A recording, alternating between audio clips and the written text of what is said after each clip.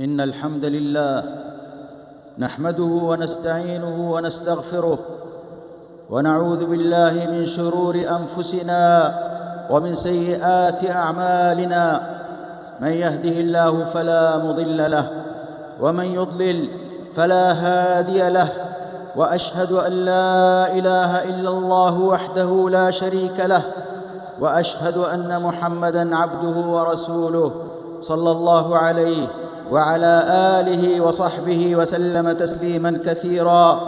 أما بعد، فيا عباد الله، اتقوا الله ربكم، فمن اتقى ربه جعل له بين الحق والباطل فرقاناً، ورزقه فيما يريد من الخير إمكاناً. يا أيها الذين آمنوا إن تتقوا الله يجعل لكم فرقاناً ويكفر عنكم سيئاتكم ويغفر لكم، والله ذو الفضل العظيم. أيها الناس، إن من أخطر ما يبتلى به المرء أن ينتكس قلبه ويلتبس عليه أمره، فيرى القبيح حسناً والحسن قبيحاً، والباطل حقاً والحق باطلاً، والضلال هدى والهدى ضلالاً، والخطأ صواباً والصواب خطأ. فقد بين الله حال أقوام بطل واضمحل كل ما عملوه من عمل، يحسبون أنهم محسنون في صنعه. فقال عز وجل: الذين ضل سعيهم في الحياة الدنيا وهم يحسبون أنهم يحسنون صنعا.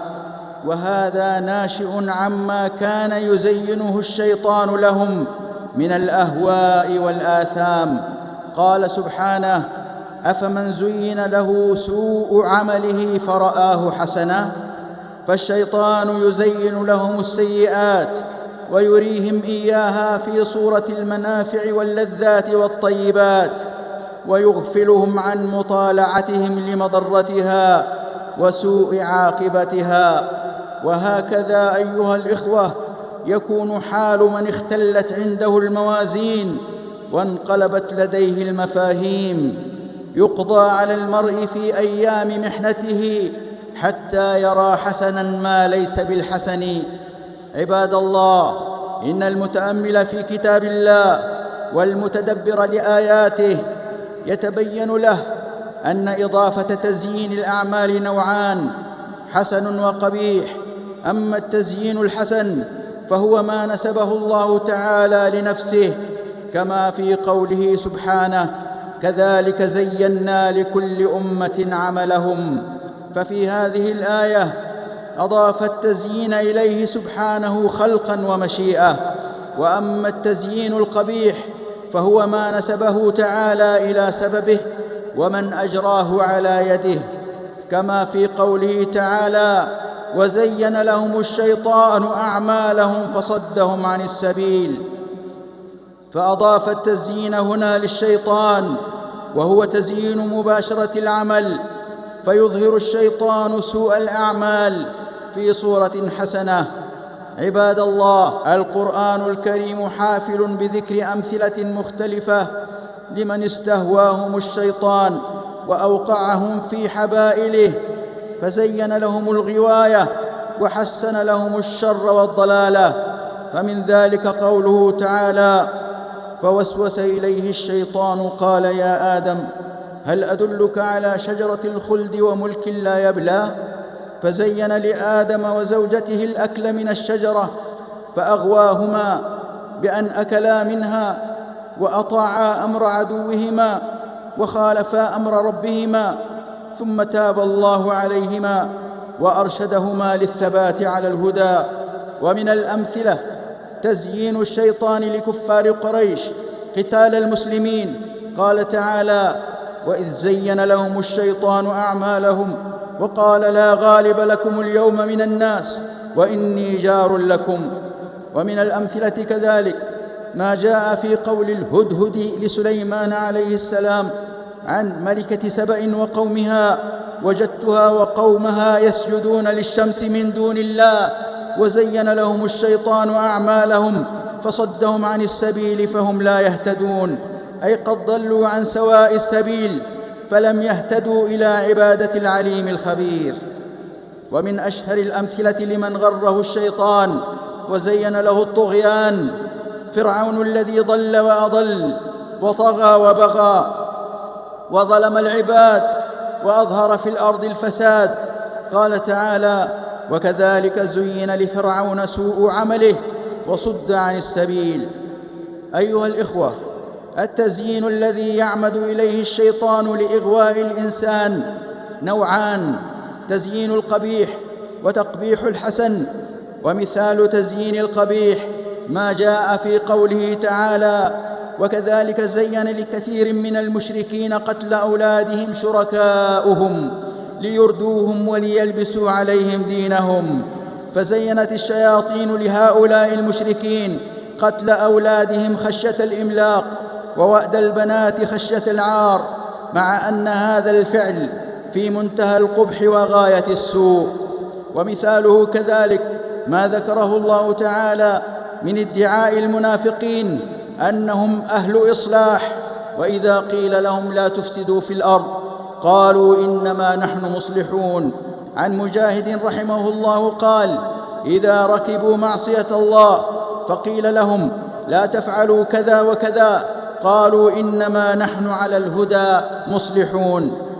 ومما قد يدخل في هذا الباب ترويج الأفكار الباطلة المنحرفة والأهواء المضلة، وتزيين التعبد بما لم يأذن به الله ولم يشرعه رسول الله صلى الله عليه وسلم، كالاستغاثة بالأموات ودعائهم والذبح لهم والنذر.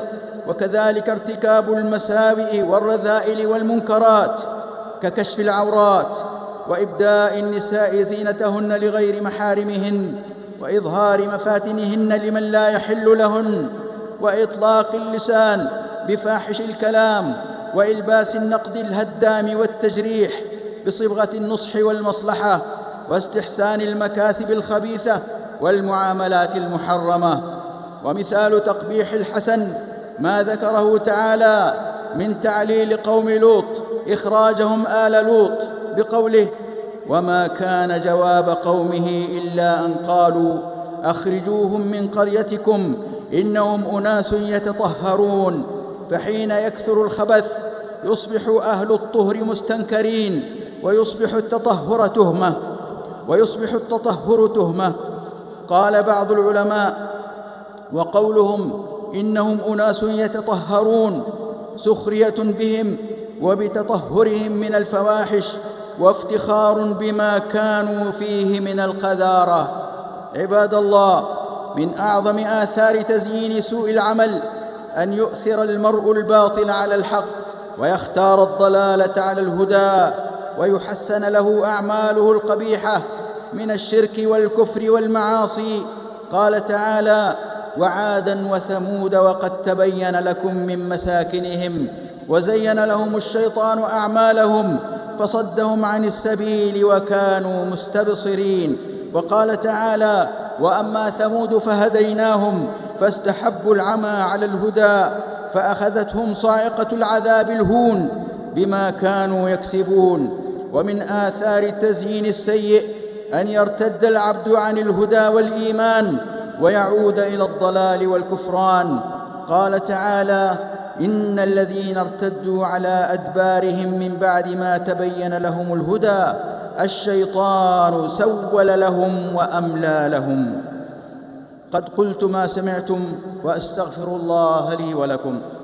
الحمد لله وكفى، وصلاة وسلاما على عباده الذين اصطفى. أما بعد، فيا عباد الله، ومما تؤدي إليه آفة تزيين سوء العمل أن يصبح العبد ولياً للشيطان بعد أن فقد ولاية الرحمن. قال تعالى: تالله لقد أرسلنا إلى من قبلك فزين لهم الشيطان أعمالهم فهو وليهم اليوم ولهم عذاب أليم. عياذا بالله من الضلال بعد الهدى ومن الزيغ بعد الهداية.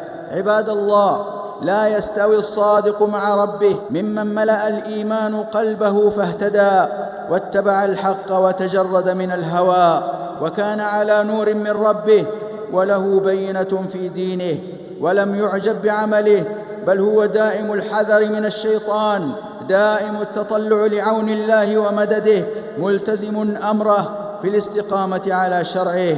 لا يستوي هذا ومن يتخبط في الظلمات وقد ركب الأهواء وتسلط عليه الشيطان فحسن له الباطل وصده عن اتباع الهدى، وقذف في قلبه من الشبهات والشهوات ما يجعله يميل للذنوب ويصده عن أن يتوب، فأصبح معتداً بنفسه لا يقبل النصح بل يأتمر بهواه، فمهما رآه حسناً فعله ومهما رآه قبيحاً تركه.